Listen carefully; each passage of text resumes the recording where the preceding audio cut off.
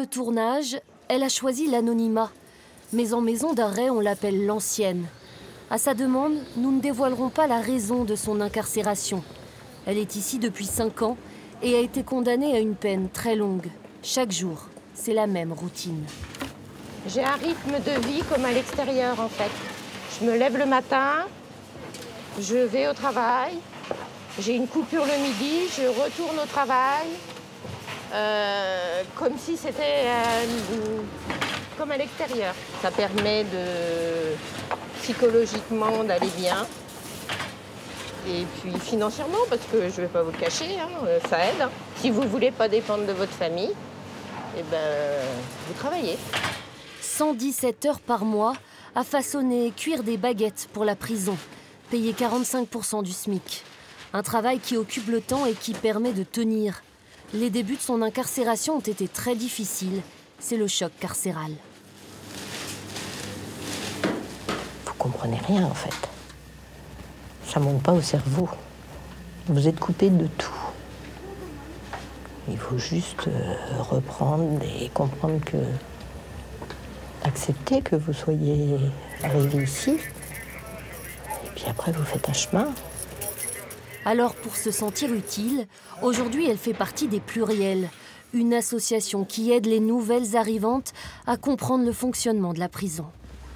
Quand vous ne connaissez pas du tout, c'est compliqué.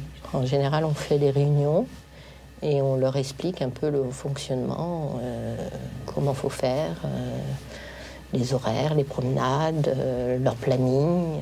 Notamment les heures d'ouverture de ce lieu précieux à ses yeux, celui qui lui permet de s'évader. Là, je les ai tous lus. Je les ai tous lus. Je suis toujours en manque de livres. Des fois, je viens ici, je me dis, bon, bah tant pis, je vais en prendre là. Et quand j'en prends ici, je me dis, voilà, je l'ai déjà lu, c'est pas grave, je le relis. Et peu importe qui vient me voir, il me ramène toujours le livre.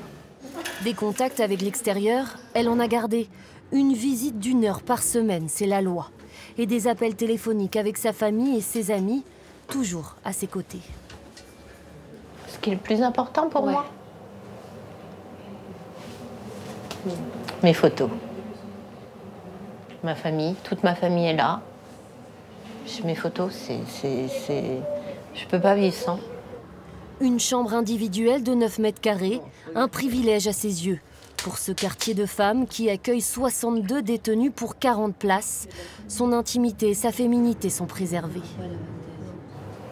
On a besoin, si vous vous regardez dans la glace et que vous êtes dans un état pitoyable, comment vous allez vous en sortir? Et vous vivez ou vous survivez?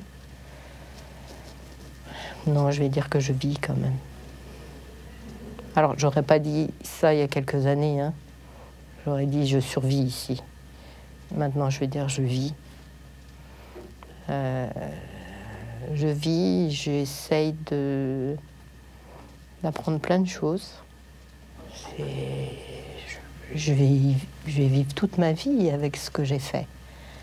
Peu importe si je sois en détention ou dehors, ça sera pour toute ma vie. Mais il faut que j'avance aussi. Et ça, c'est un travail à faire. Si elle obtient un aménagement de peine, elle sortira peut-être avant ses 70 ans, dans une dizaine d'années. Chaque jour est un chemin vers la reconstruction.